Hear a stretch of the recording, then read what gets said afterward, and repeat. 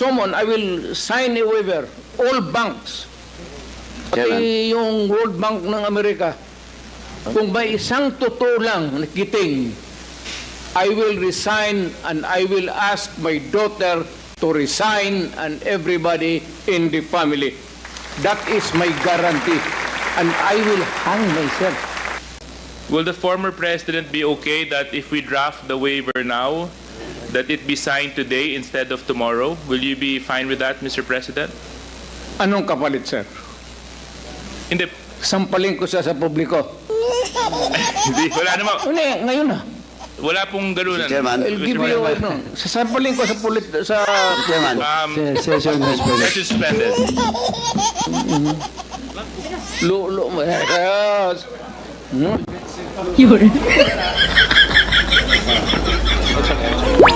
Sabi